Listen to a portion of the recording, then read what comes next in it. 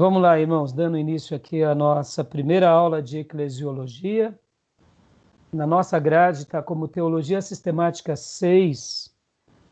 Deixa eu dar até uma explicação aqui, o porquê eu coloquei Teologia Sistemática 6. Porque, na realidade, essa matéria, quando é possível, eu faço ela juntamente com Ética Cristã, na mesma grade. Mas agora, em virtude da pandemia, a gente vai fazer ela sozinha. Sabendo que ainda teremos uma outra teologia sistemática que não estudamos, que é a doutrina da escatologia, que na nossa grade está como a aula número 5, ou a grade número 5, tá bom? Então vamos lá, é a nossa primeira aula. Quero ler um texto bíblico aqui com os irmãos de Efésios, capítulo 5, versículo 25.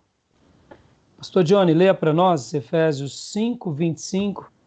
A gente vai estar tratando desse tema, eclesiologia, que trata da doutrina da igreja. A doutrina da igreja. Então, pode ler para nós, pastor? Pois não. Maridos, ame cada um a sua mulher, assim como Cristo amou a igreja e entregou-se por ela. Esse texto aqui, ele é muito lindo porque nessa passagem, o apóstolo Paulo, quando ele vai falar sobre a igreja, quando ele vai falar sobre a noiva, ele faz uma analogia com o casamento. E aqui ele faz uma chamada a nós, homens, dizendo para que a gente possa amar a nossa esposa como Cristo amou a igreja e entregou-se por ela. Quando o apóstolo Paulo foi tratar sobre a grandeza da igreja na terra, ele usou a figura de linguagem do casamento. Essa matéria ela vai ser para vocês, principalmente os irmãos que estão iniciando essa grade agora, vai ser um divisor de águas, porque quando nós estamos estudando sobre o assunto da doutrina da igreja, a melhor e a maior comparação que nós temos sobre a igreja, a gente pode aplicar à comparação da família, ou de uma família saudável. Nós sabemos que uma igreja ela é constituída nos nossos dias com aqueles critérios legais, que são documentos, estatutos, registros, a parte mais burocrática.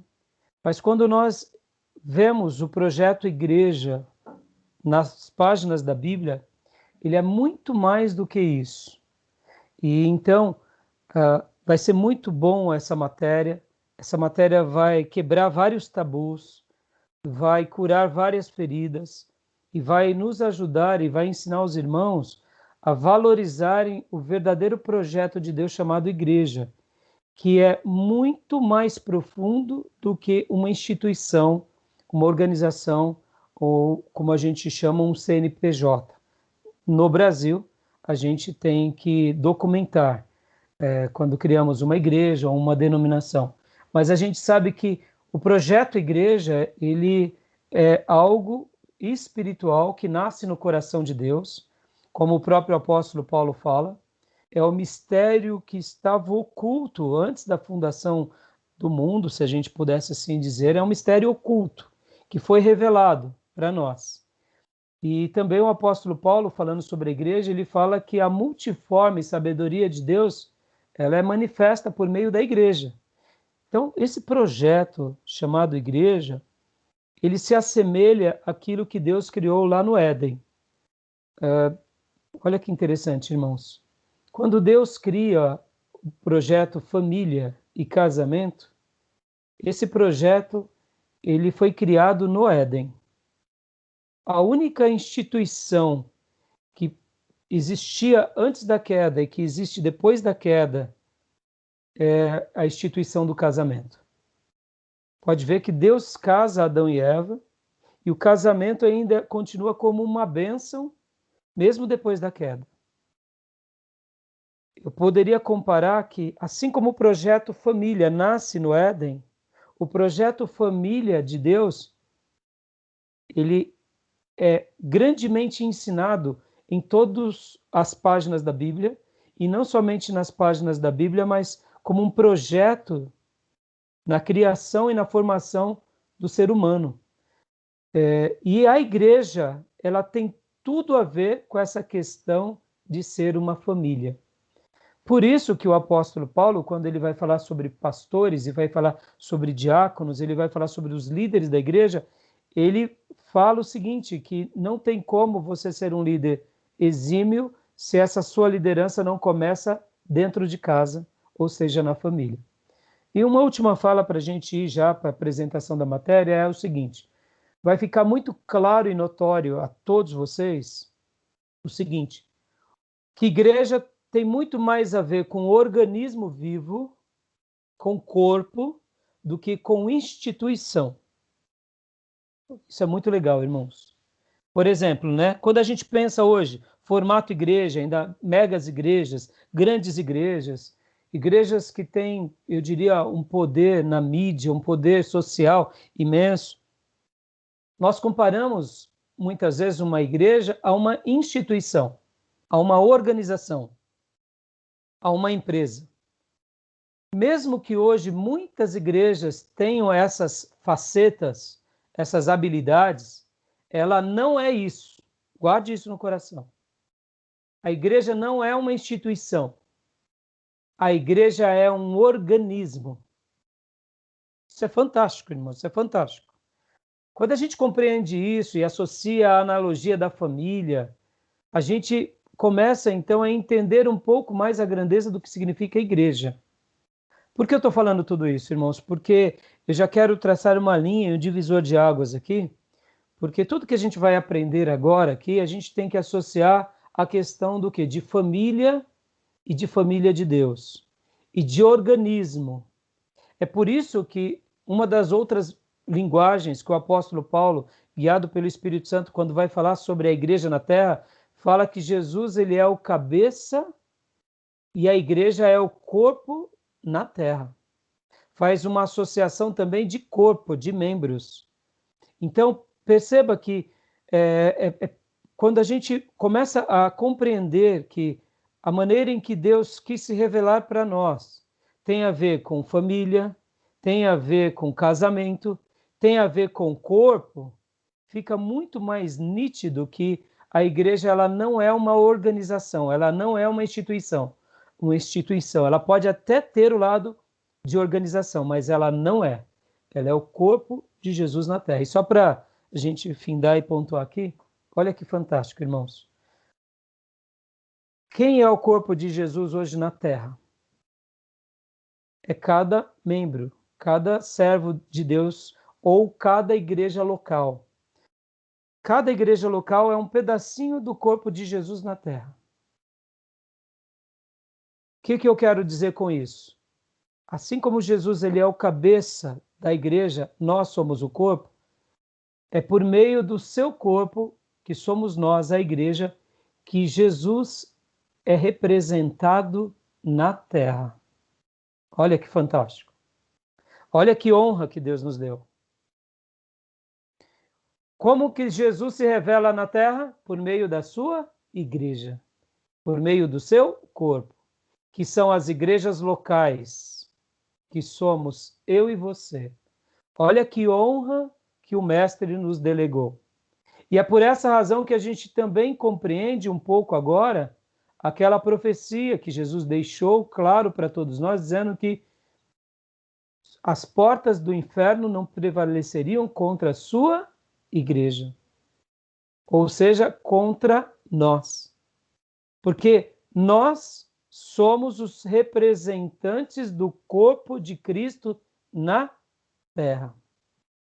Só que, irmãos, se a gente aprender o quanto vale isso, e o quanto isso é nobre, e o quanto isso é honroso, e a gente realmente praticar isso, a nossa vida já começa a ter uma perspectiva totalmente diferente. Da maneira que a gente faz ministério, da maneira que a gente zela pela igreja, da maneira que a gente valoriza a igreja, e da maneira que a gente defende essa igreja que milita na terra, porque na realidade, quanto mais uma igreja vence, é Cristo vencendo na terra. E ao saber disso, e ao entender isso, e ao viver isso, e defender esses princípios, a gente glorifica quem? A gente glorifica Cristo. Tá bom, meus irmãos? Tudo bem? Então, eu fico aqui, né, a minha palavra inicial. A gente já orou, e eu não tenho dúvida que vai ser muito bom para os irmãos aprenderem mais sobre isso. E mesmo que na nossa ordem do nosso curso eu ponho Teologia Sistemática 6, Eclesiologia como a última matéria, eu faço isso porque eu gosto de dar a aula de Eclesiologia junto com Ética Cristã, porque acaba sendo uma interação muito harmoniosa, mas em virtude da pandemia a gente não vai fazer isso. Assim como também na matéria passada, que é aquela matéria de pneumatologia, eu gosto de dar ela junto com a história dos avivamentos. Ela acaba sendo uma linguagem muito sincronizada. E é claro que eclesiologia vem antes, e depois, por último, vem escatologia, que é a doutrina das últimas coisas. Escatologia vocês vão ter mais para frente, tá bom? Beleza? Deixa eu apresentar aqui para vocês a grade do curso, irmãos, só para vocês terem uma noção. Vou botar aqui para os irmãos, para vocês verem, né? A grade do nosso curso. A ementa, né?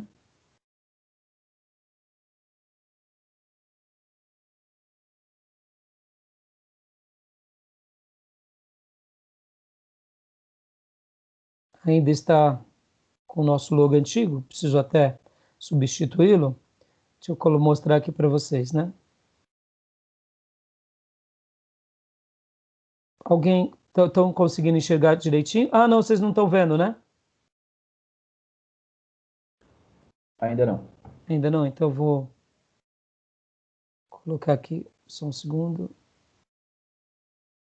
Deixa eu só ampliar e compartilhar para vocês.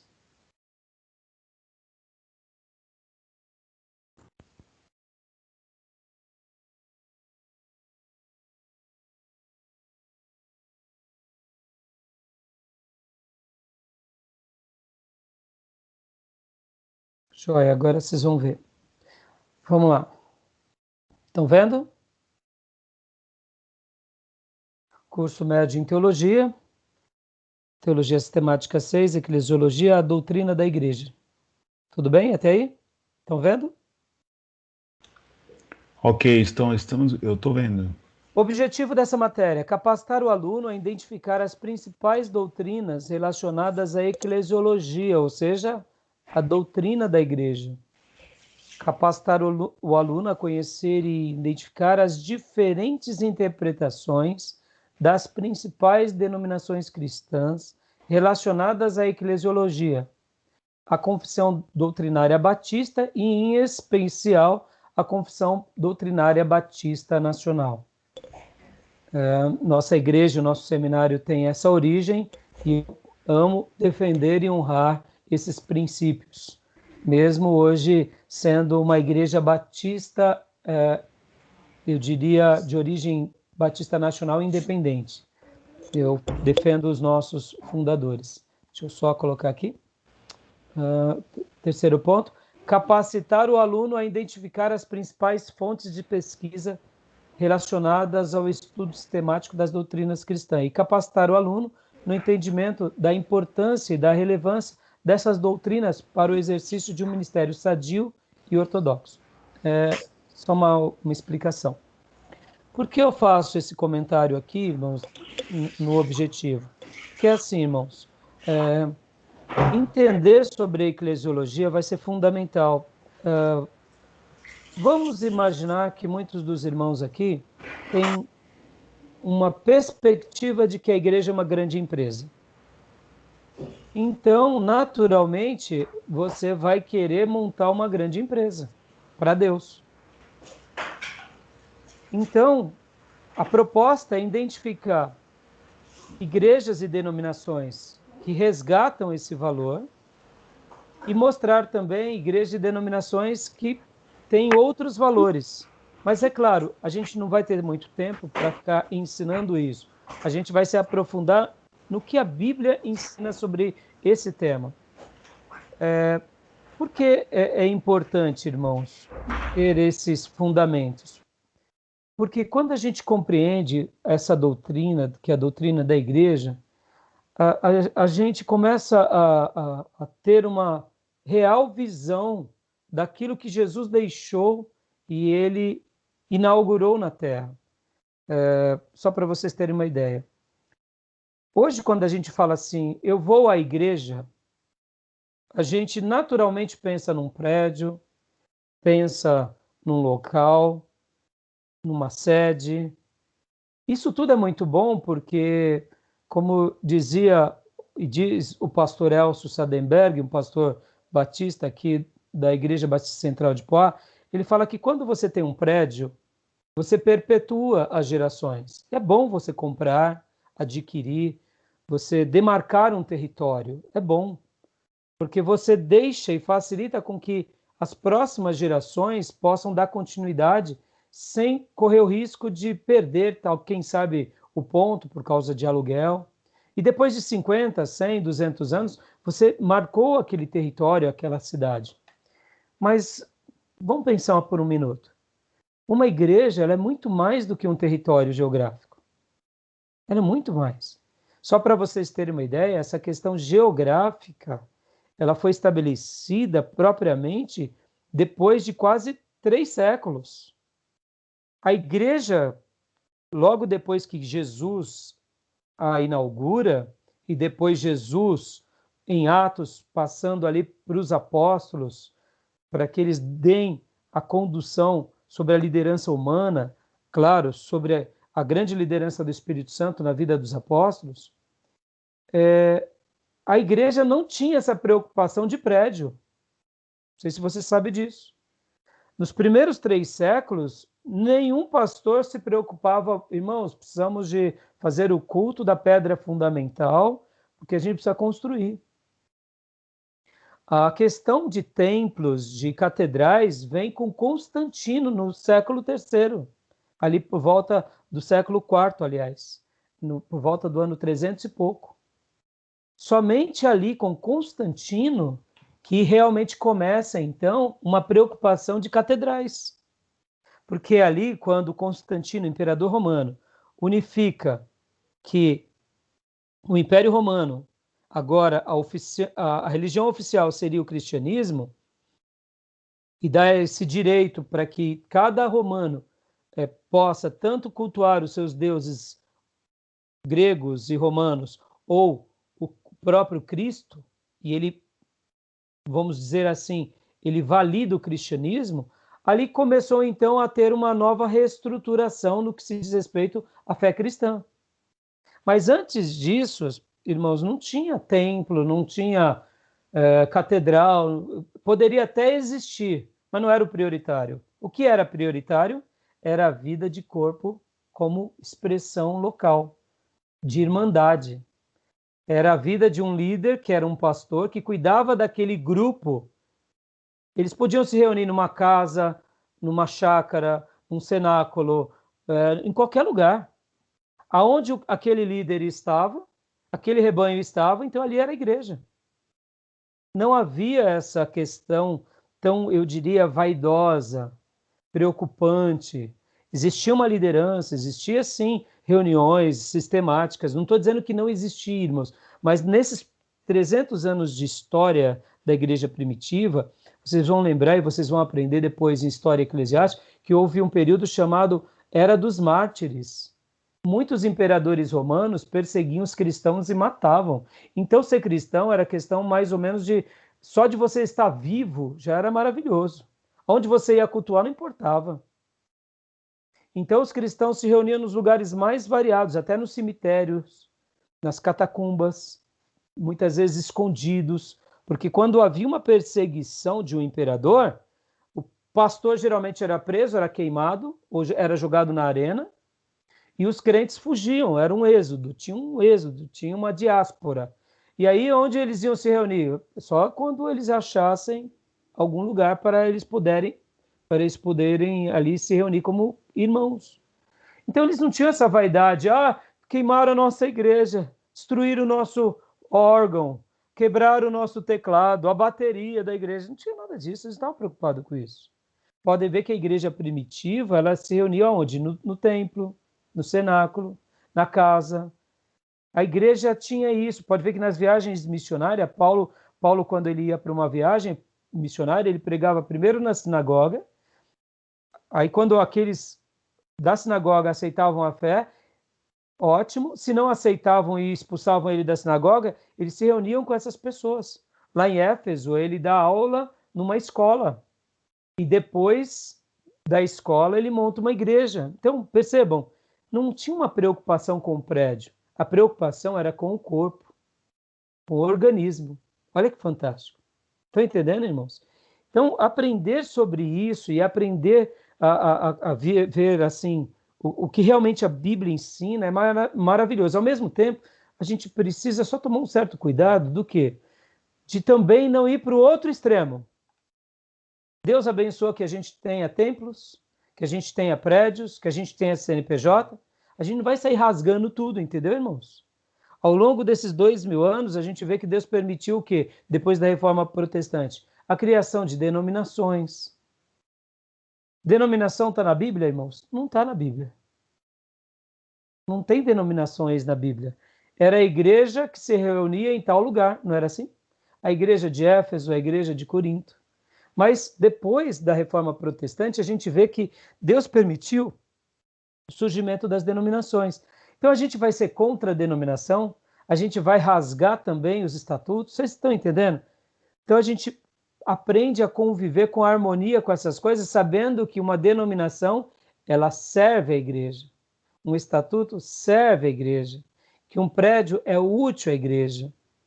Que um CNPJ é uma bênção. Até mesmo hoje, por exemplo, para a gente ter transparência. Nesse mundo onde existem muitos mercenários, ter uma igreja regulamentada, uma igreja onde é documentada, ela é muito importante, até para a nossa prestação de contas. Perceba? Então a gente não precisa ir para o extremo também do simplismo e da ignorância, porque muitas vezes, quando a gente faz isso, a gente favorece o quê? A gente favorece o caminho para os lobos, para os gatunos, para os criadores de empresa em nome de Deus. E se hoje, com tudo que a gente tem, a gente está vendo tanta gente fazendo tanta loucura em tanta igreja e criando igrejas que recebem nome de igreja, mas são mais seitas do que igreja. Guarda isso, irmãos. Muitos neopentecostais, está sendo gravado e eu quero falar enquanto viver e espero nunca mudar esse meu posicionamento. Porque, na minha opinião, muitas igrejas neopentecostais já viraram seitas. E digo de novo, viraram seitas. Tem nome de igreja, tem jeito de igreja, falam como igreja, mas são seitas. Pastor, e aí, pastor? E aí que tem gente que está indo lá nessa igreja, achando que é uma igreja cristã, tem recebido a Cristo, está salvo, mas ele está sendo conduzido por lobos. Então, a nossa oração é para que Deus realmente levante pessoas convertidas nesses lugares, para que haja uma reforma. Pastor Rai, mas o senhor acredita nisso? Claro que eu acredito. Lutero foi impelido por Deus para fazer a reforma dentro da Igreja Católica, porque hoje, dentro de uma neopentecostal, não pode ter reformas. Eu acredito nisso. E essa é a minha oração, entendeu? Para que realmente Deus liberte esse povo desses líderes tiranos, porque, na minha opinião, a maioria dos pastores já são corruptos, mas nem todos, mas o povo não. Porque o povo é aquilo, irmão, a porta está aberta, ele está desesperado, ele recebe uma oração e ele acaba entregando a vida dele para Jesus. E é uma pena que é um lobo vestido com pele de cordeiro, mas fica aqui a minha denúncia, tá bom, irmão? Por isso que estudar a eclesiologia vai ser um divisor de águas. Porque muitas vezes, irmãos, a gente, vamos ser franco aqui, irmãos, há uma cobrança no pastorado. Porque hoje é tudo mega, é tudo grande, e quem não cresce, quem não faz igual aos outros que fazem, parece que a gente está errado, entendeu? Aqueles pastores que têm um pequeno grupo, uma pequena igreja, eles estão errados, porque hoje o que importa é ser mega, é ser big, é ser extra, é ser gigantesco. E chega uma hora que a gente também tem que saber o seguinte: a gente não pode, em nome do simplismo, desejar ser pequeno o tempo todo, ou falar, não, eu quero uma igrejinha pequena. Irmãos, a gente tem que pensar o seguinte: se tem neopentecostais que são seitas que estão ganhando pessoas, porque a gente não vai ganhar? Vamos ganhar. Vamos pensar em manter uma igreja grande, mas saudável. Eu creio que isso é possível. Muitas vezes a gente comete um risco muito grande, que é em nome da qualidade, nunca crescer. E a gente tem que guardar uma coisa no nosso coração, que é saber o seguinte, que Jesus Cristo ele tinha uma harmonia poderosíssima entre qualidade e quantidade. Nas quantidades de Jesus ele levava a qualidade, e nas qualidades de Jesus ele levava a quantidade. A gente tem que fazer um apanhado e seguir o mestre dessa forma, porque tem muitas pessoas que precisam de Cristo. Mas se a gente tiver que escolher entre uma e outra, é natural que nós estaremos sempre escolhendo o quê? A qualidade, porque a gente acredita que pela qualidade Deus gera quantidade. Mas é possível também que no meio da quantidade Deus faça surgir qualidades. Então, eu não quero aqui fazer também o discurso do simplismo e somente pensar, não, vamos ser um grupinho pequeno, no nosso gueto, cheirosinho. Não, irmãos, quantas são as pessoas que estão morrendo, estão sendo enganadas? E é nessa hora, me desculpe, e é nessa hora que a igreja tem que ser porta-voz, tem que pregar o evangelho, tem que ser ousado e não pode ter timidez alguma de querer também ganhar o maior número de pessoas, tá bom? Então, assim, a gente vai estar estudando tudo isso. Até aí, tudo bem? Tranquilo? Vamos lá. Essa questão geográfica está muito enraizada nos católicos, né, pastor? Como assim? Porque para eles a Santa Igreja é o Vaticano, né? Ah, E sim, as suas sim. catedrais locais, né? Sim, sim. Eles não admitem que haja uma igreja, a verdadeira Igreja Universal de Cristo, que é orgânica. Eles não creem nessa organicidade da igreja, eles creem na instituição católica. E você citou muito bem, da perspectiva católica, eles não abrem mão disso, porque é Não, como se eles fossem a igreja verdadeira. isso. Irmãos, e é quando a gente pensa assim, se eles não se desviassem doutrinariamente, eles seriam. Nós estaríamos, talvez, vivendo um cristianismo. Mas o problema deles é que, assim como o judeu no Velho Testamento se desviou das doutrinas e criaram tradições humanas, podem ver, Esdras, ele era o quê, irmãos? Esdras era um escriba. Leem lá o livro de Esdras. A Bíblia vai falar que ele era um escriba. E a Bíblia vai mostrar que ele era um homem de uma envergadura espiritual magnífica. Aí eu pergunto, nos dias de Jesus, os escribas eram da envergadura de Esdras? Não. Raça de víboras. Raça de víboras. Porque com as tradições humanas, ou seja, as releituras do Velho Testamento, eles se desviaram. Tanto é que quem é que deveria aclamar Jesus como rei? Os próprios fariseus, saduceus e escribas. E eles quiseram fazer com Jesus o quê? Durante 3 anos e meio. Quiseram neutralizar João Batista e neutralizar quem? Jesus. Olha que interessante. Então percebam como isso é muito sério. Então, na história da igreja, a Igreja Católica Apostólica Romana, depois que ela se institucionaliza com Constantino, ela começa a virar o quê? Uma instituição, por isso que ela se institucionaliza. O imperador, irmão, ele foi muito perspicaz. Ele viu que não tinha como segurar mais os crentes. Então, o que ele preferiu fazer? Ele pôs o cristianismo e a liderança cristã debaixo da asa do Império Romano. Ao invés de ficar matando, e mais crente surge, matando, mais crente surge. O Império Romano praticamente estava dominado e impregnado de cristãos. O que ele fez? Ele viu que havia uma liderança poderosa, religiosa, e ele poderia tomar proveito disso, então ele uniu. Só que nessa união é aí onde entram as grandes setas diabólicas, porque aí entram o quê? A vaidade, a corrupção, a soberba, entra o quê? A tradição. A gente começa a ser apenas líderes nominais, líderes políticos. E aí, por volta do ano 500, que começam as grandes heresias na Igreja Católica. Irmão, foram quase 500 anos de um cristianismo bonito, de um cristianismo onde eles dedicavam a vida. Por volta do ano 400, mais exatamente ali no ano 500, que começa o culto a Maria. E aí depois, perceba, as coisas foi bem devagarzinho, irmãos. Aí depois começa o culto aos santos, e aí vem a infabilidade papal, aí vem essa questão da tradição da Igreja Católica Apostólica Romana. Aí onde surgem os livros apócrifos, porque eles dizem o seguinte, que quem montou a Bíblia foi a Igreja Católica Apostólica Romana. Você vê? Aí já é o lado mais institucional. Mas antes não eram assim. Quando nós estudamos os pais da igreja, a gente vê que eles não eram assim. Eles podiam até ter uma linha que pendia mais para uma coisa, mais para outra, mas havia uma harmonia, havia uma liberdade, entendeu?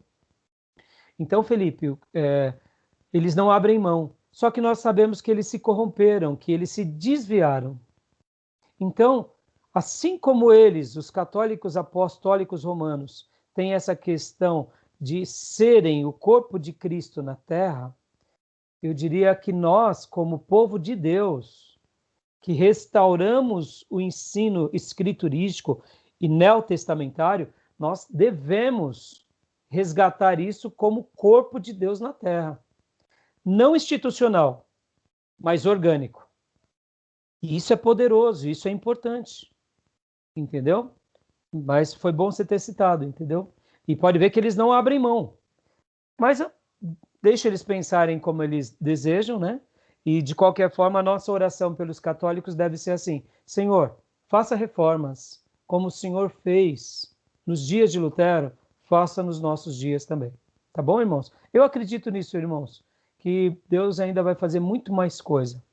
Tem homens e mulheres que Deus vai levantar no seio do catolicismo para fazer um rebuliço a cada período.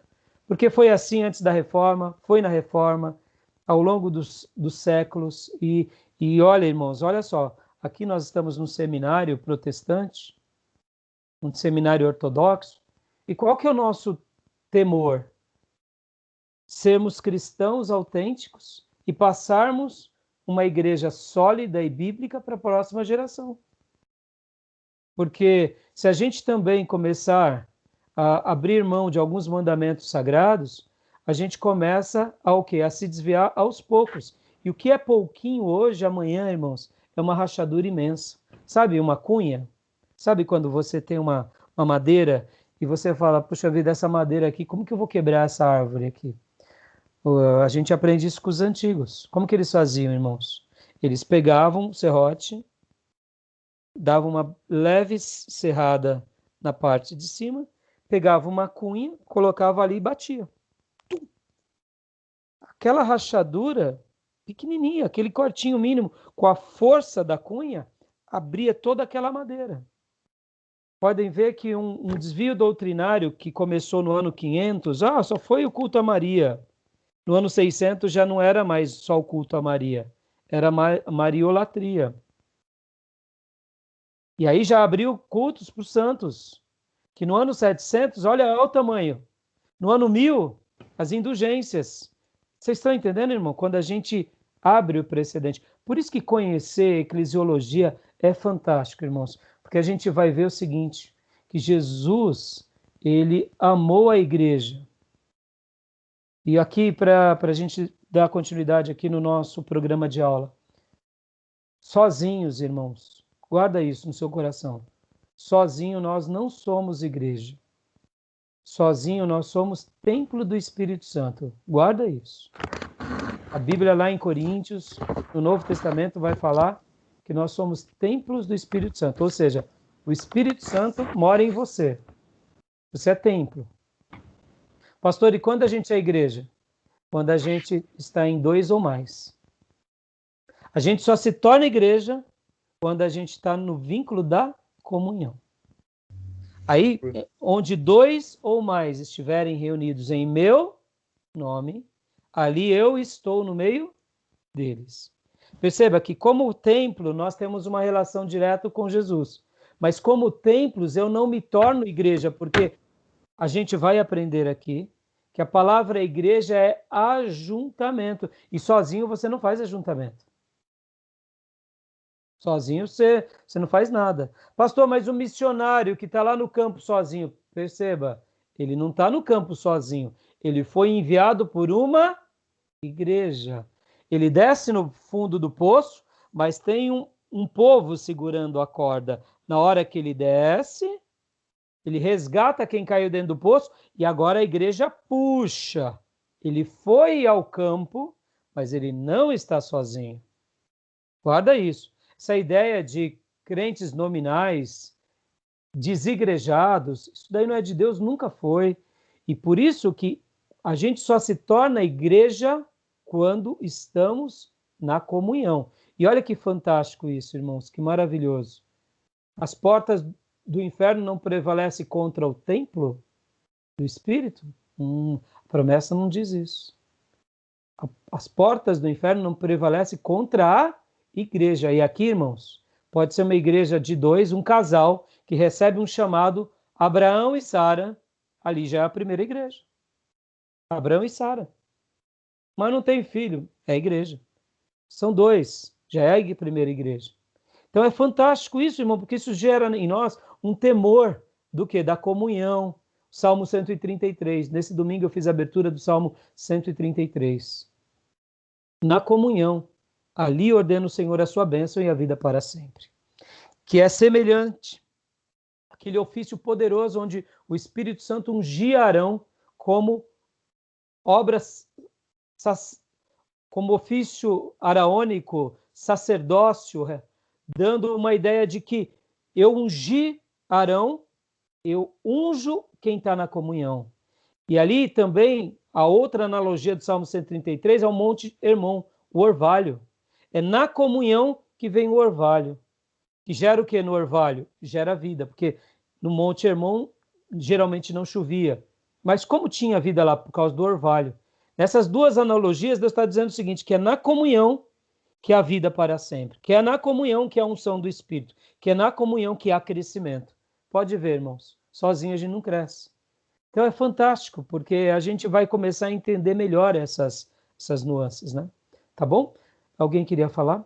Eu vi que alguém destravou. É interessante essa questão da igreja em relação a 2 ou 3 ou mais, né? Porque a instituição que foi gerada por Cristo, né? Ela foi gerada porque há um relacionamento em amor. Eu só posso amar se houver o outro. Eu só posso adorar a Deus se houver o outro. Sim, sim. Né? Eu só posso exercer o meu dom se eu tenho que ter um outro para eu abençoar. Exatamente. E até já citando algo que a gente vai ver mais para frente, existe no Novo Testamento uma categoria de mandamentos chamado mandamentos recíprocos.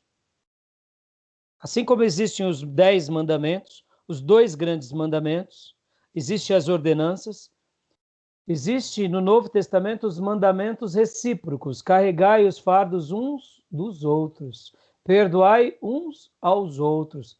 O próprio grande mandamento, amais uns, você não consegue fazer sem o outro. Sendo sozinho, você não consegue. E por isso que a promessa, aonde o Senhor diz que as portas do inferno não prevaleceriam contra a igreja, e que essa igreja seria militante, ela fecharia as portas e ela afastaria o inferno, só acontece no contexto da igreja. E é por essa razão que a gente entende como é grande essa expressão de corpo de Cristo na terra. Irmão, isso é fantástico. A gente, vai ser uma delícia essa matéria para os irmãos vão amar. E a gente vai falar assim, Senhor, Ajuda a gente a cada dia a ser mais bíblico, mais escriturístico, a gente se entregar cada dia mais, tá bom? Deixa eu continuar aqui o slide. Mais alguma dúvida, irmãos? Querem falar mais alguma coisa? Pastor Johnny? Só voltar um pouquinho, eu achei bem interessante a colocação do Felipe, inclusive no livro do Gruden ele também faz menção da Igreja Católica, desse apego às tradições, bem como até o templo em si. Mas o senhor mencionava sobre os neopentecostais, eu na minha profissão, eu atendi uma grande instituição aí, grande mesmo, assim, com presença mundial praticamente, e eu percebi na fala das pessoas que atuam lá, seja trabalhando ou sejam membros, o mesmo pensamento de que o espaço em si é o espaço, o templo é o templo, né? Isso eu ouvi inúmeras vezes e você fica assustado, né? Porque a impressão que se passa é que o local em si que é o grande Sagrado, né? exato, determinante para que você seja ou não seja alguma coisa, exatamente sagrado. Ou seja, né, você está vendo isso também sendo interferido ou interferindo na igreja E protestante. você fez uma boa colocação, Pastor Johnny, porque assim, até nós também como igreja, eu diria ortodoxa, histórica, avivada, mesmo os pentecostais já fizeram mais de 100 anos na nossa nação. São novos, mas já se tornaram históricos. E mesmo algumas comunidades que mesmo que não tenham o nome igreja, que são igrejas sólidas, porque pregam a Bíblia, etc e tal, a gente tem que tomar um certo cuidado para não santificar os objetos, né? Além do que eles merecem. O santuário, né? Por exemplo, é meio comum em algumas igrejas, a criança está correndo no santuário, vem o diácono e fala, irmão, aqui é o santuário, para de correr. A criança toma um susto, né? Então, assim, a gente também não pode ir para o desleixo, deixar as Exato. crianças subir no banco, se pendurar no ventilador, porque isso é relaxo, mas santificar o espaço, dando aquele viés de sacrossanto, é um pouco perigoso, porque a gente sabe que o que é santo somos nós, né? Ali é um ambiente consagrado a culto a Deus, desde que haja pessoa. Por exemplo, a pandemia veio para quebrar esse tabu. Pode ver que a igreja sobreviveu sem estar frequentando o templo. Porque o que importa para nós? É a congregação. E eu ouso dizer que eu acho que Deus está preparando-nos para a perseguição com o anticristo. Isso que está acontecendo entre nós, a nível mundial, é uma preparação, talvez daqui a 1, 2, 5, 10, 50 anos, 100 anos, não sei, mas já é uma preparação para viver igreja no novo formato. Pode ver que se o anticristo se levantar amanhã e a igreja, hipoteticamente, não for arrebatada, a gente já sabe como se virar. Ou não? Vamos cultuar do jeito que dá. Pelo WhatsApp, trocando informação, marcando reunião secreta e vamos adorar. Nada vai nos impedir. O verdadeiro crente, nada o impede. Então, é Deus nos ensinando como militar pela igreja, né? E esse cuidado a gente tem que ter, pastor Johnny, porque é em cima disso também que nós, e históricos, muitas vezes, até idolatramos as nossas tradições. E é perigoso. Idolatramos as nossas denominações. Também é perigoso. A gente tem que fazer uma crítica aqui para os neopentecostais, mas a gente também não pode, muitas vezes, sabe, fazer uma defesa para os nossos estatutos, para a nossa tradição, como se ela estivesse em pé de igualdade com a Bíblia, porque não está. A nossa tradição é uma bênção, mas ela serve à Bíblia. Exato. E aí a gente tem que ter, né, esse critério. E, assim, essa questão... Pode ver que é daí que surge a igrejolatria, ou a denominaciolatria, o culto à denominação, que está muito mais ligado à magia do que a cristianismo bíblico. Porque quando a gente entende o cristianismo bíblico, a gente não tem nenhum tipo de adoração a nenhuma igreja, e muito menos a nenhuma denominação, e muito menos a alguma personalidade. Pode ver. A pastorlatria. Quantos são aí os cultos às personalidades? É perigosíssimo isso, né? o lenço ungido, a roupa ungida, aí vai. Então, é importante, tá bom? Mas obrigado por ter comentado, isso é importante para a gente se pontuar, né? Continuando aqui, ó, conteúdo, né? Conteúdo. A gente vai estudar nesse conteúdo a igreja, sua natureza, características e propósito, pureza e unidade da igreja, o poder da igreja, a disciplina na igreja. Olha só, gente. Disciplina na igreja. Faz quanto tempo que vocês não ouvem esse termo? Seja honesto, pastor Johnny e irmão Dio. Quantas vezes a gente viu nesses últimos 10 anos um pastor disciplinando membros e pondo pessoas nos bancos nas igrejas que a gente conhece? Nosso pastor tem falado pouco tempo atrás sobre isso. Nós tivemos o privilégio de ouvir essa palavra por alguns cultos, graças a Deus. Aleluia. Mas vamos supor, no tempo que você está de igreja, Ah, entendeu o que eu quero dizer? Igrejas sim, boas. claro. Porque Sim, isso é um discurso que vai na contramão com desse certeza. cristianismo ególatra. Irmão, Total. guarda isso, nós temos vivido uma tensão contra o cristianismo ególatra, que cultua o ego das pessoas. Então, hoje o pastor, quando ele disciplina alguém, pelo amor de Deus. O último caso de um obreiro que eu disciplinei me deu um trabalhão violento. Mas eu não tenho um problema com isso, não. Se eu precisar, eu disciplino. É claro, eu não fico expondo publicamente. Fulano agora está disciplina, viu, gente? Não. Isso é um assunto interno, de liderança e para os obreiros.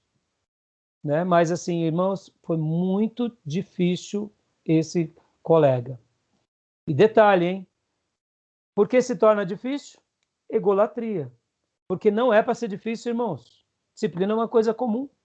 Deveria ser até algo normal na vida da igreja. Por quê? A pessoa deveria ela se autopor em disciplina. Pastor, eu preciso entregar por enquanto o meu trabalho, porque eu estou precisando de me consagrar a Deus novamente, eu andei pecando. Deveria ser assim.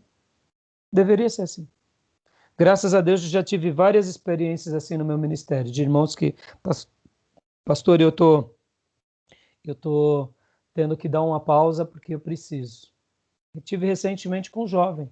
Pastor, eu estou sentando, eu conversei com o meu líder e eu estou falando para o senhor porque ele já me orientou. Já chegou prontinho, irmão. Olha, que beleza. O jovem já tinha resolvido com o líder de jovens, que chegou para mim e só eu falei, amém, meu irmão. Vou estar orando por você. Quer uma ajuda? Não, ele já está me ajudando, mas o pastor pode me ajudar também. Eu falei, maravilha. Ficou ali os 2, 3 meses dele, passando por aquele processo de restauração. E aí ele me procurou e falou, pastor, agora eu estou bem. Eu falei, então agora fala com o seu líder de jovens e pode voltar a trabalhar. Olha que delícia. Entendeu o que eu quero dizer? Deveria ser comum, doce. Mas hoje é uma coisa que é até mal distorcida. Então a gente vai trabalhar isso aqui, porque eu quero acreditar que a gente vai fazer o que é certo. E vocês vão aprender o que é certo. Agora, é claro, irmão, a gente tem que ter muita maturidade. Eu, em nome de disciplina, muitas vezes, na minha pouca experiência, eu não fui tão bem, tão mentoreado. Me entendam, irmãos, vocês estão tendo um módulo aqui. A prática do ministério é outra. A prática vai acontecer coisas que vocês nem sabem que vai acontecer, nem eu sei o que vai acontecer com vocês. Por isso que é gostoso a gente sempre ter um mentor. Quando você tem um mentor, você erra menos, entendeu, irmãos? Eu me lembro que eu tive que, no passado, tomar algumas decisões e eu hoje não tomaria aquelas decisões que eu tomei no passado. Por quê? Porque eu acho que eu poderia ter tomado uma outra decisão. Eu não tive um mentor, eu vim para essa igreja, ela não tinha um pastor, então muitas coisas você vai aprendendo na experiência. Você liga para um colega, ele diz assim, pastor, eu não sei, eu vou estar orando por você. Entendeu? É assim que acontece, porque um colega de outro ministério, ele não vai ser, muitas vezes, taxativo com a sua experiência, porque ele não sabe o que está acontecendo lá. Você conta uma história e ele fala, olha, é interessante.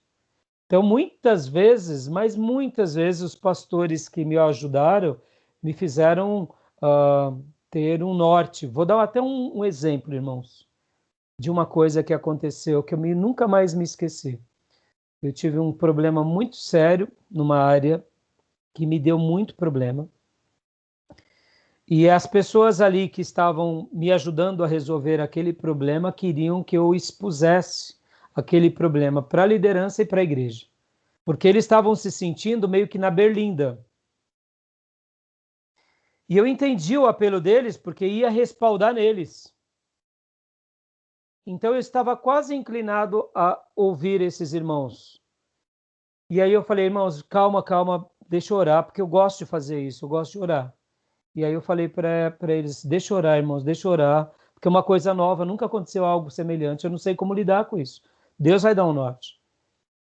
E nesses dias eu estava sendo aconselhado por um pastor da nossa convenção, que ele aconselhou muito o meu casamento, eu e a Nídia. Ele estava fazendo aquele papel de pastoreio nosso, cuidando do nosso casamento, cuidando da nossa vida. E eu aproveitei e falei, pastor, eu estou com um problema aqui na igreja, o senhor pode me ajudar? Isso. Aí ele falou, Raimundo, isso daí não é um abacaxi, não, é um baita abacaxi gigante. E eu falei, pastor, o que que eu faço? As pessoas que estão ali me ajudando a resolver, elas falaram para eu fazer isso. Ele falou assim, Raimundo, deixa eu te dar um conselho. Olha que conselho de ouro. Foi o pastor José Silva, lá da Vila Iocuné. Ele falou assim, pastor Raimundo, o que vai ser melhor para a igreja?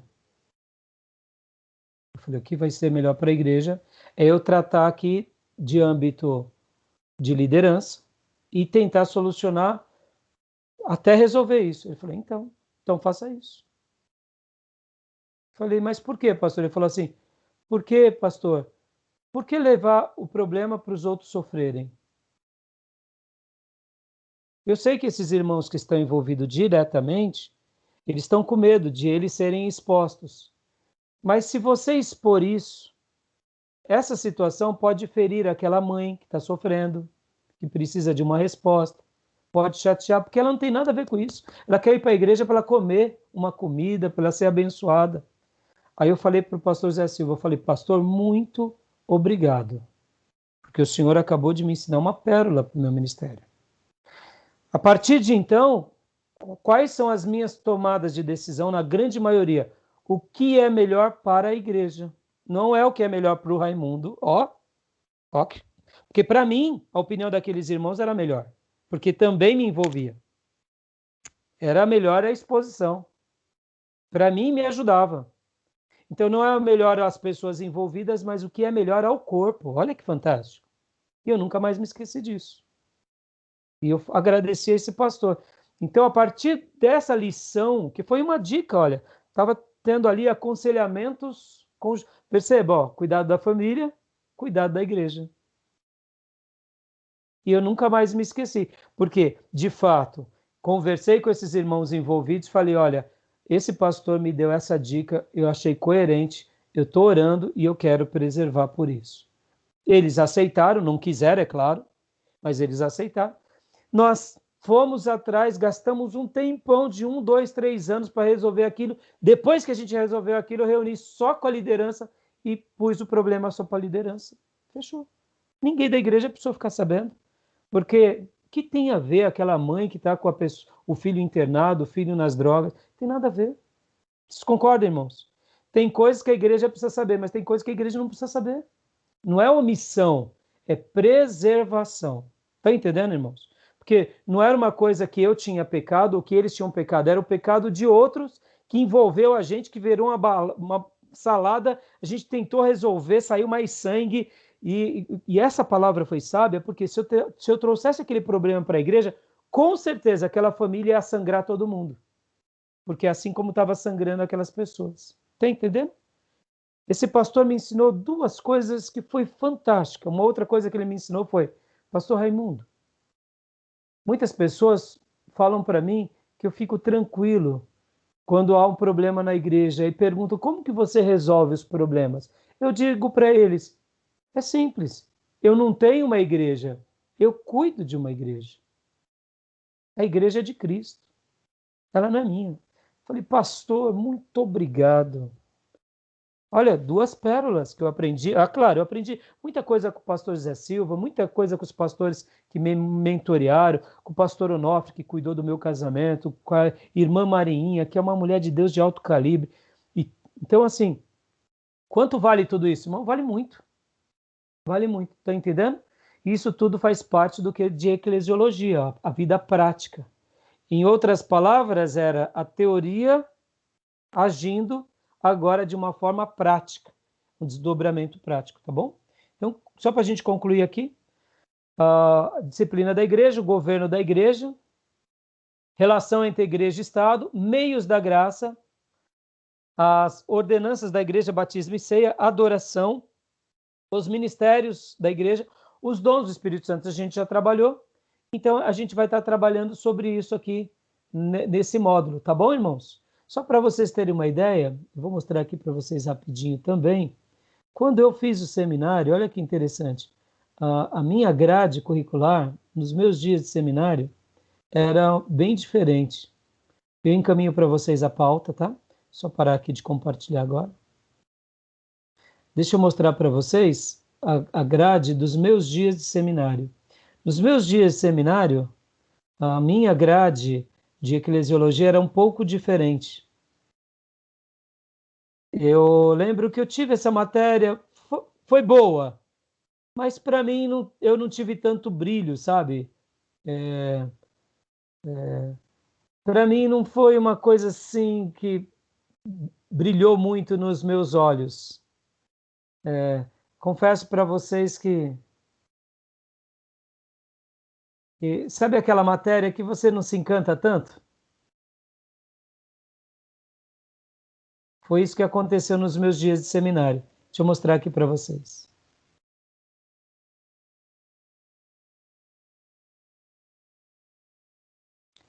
Nos meus dias de seminário, a minha grade foi essa. Essa daqui foi o modelo da minha grade nos meus dias de seminário. Olha lá. O conteúdo, né? Aqui, ó. Corpo Universal de Cristo e as igrejas locais, o ministro e líderes na igreja, conceito batista de igreja, a disciplina da igreja. A unidade 2, as ordenanças da igreja, a igreja e o reino de Deus, a igreja e suas figuras, o fundamento da igreja. Unidade 3, pacto das igrejas, estatuto das igrejas, confissões de fé. Essa foi a minha grade nos meus dias de curso, né? Foi bom, mas assim, modéstia à parte, aqui no Gruden e nessas outras teologias temáticas, eu prefiro. É claro, eu tive outros assuntos também enriquecedores, mas eu espero que a gente possa estar discutindo e elevando aqui o nosso nível de discussões, tá bom? Uma última coisa que eu quero falar para vocês vão ter que fazer o versículo por versículo, que é o capítulo 11, a igreja, tá? Então eu vou passar para vocês as tarefas extras. Do Rubens, né, pastor? Isso, do Hobbes, os fundamentos da nossa fé, tá bom? Que mais? E eu vou dar um outro trabalho também. Olha, tem esse livro aqui, que até já publiquei para vocês. Desenvolvimento Natural da Igreja é uma pérola. Eu vou dar um trabalho desse livro. Tentem comprar o mais breve possível. Ou do outro livro também do pastor Enéas Tonini. Vocês vão escolher qual dos livros vocês vão fazer o trabalho. É um livro chamado Eclesiologia, do pastor Enéas Tonini. Eu procurei na minha biblioteca aqui, eu acho que eu emprestei para algum abençoado. Eu estou orando para a mão dele queimar quando ele pegar o livro, para ele poder me devolver. Eu acabo emprestando, eu não sei, eu tenho bastante livro, graças a Deus, e tem uns abençoados que tomam posse do livro do pastor. E eu procurei hoje a tarde toda esse livro e falei, não achei. Então, vocês vão escolher um desses 2 livros, tá bom? E, é claro, ler toda a parte 6 do livro de Eclesiologia, tá bom? Deixa eu parar a gravação aqui, irmão, senão vai dar 1 hora e aí vai me prejudicar, tá bom? Vou parar e já voltar.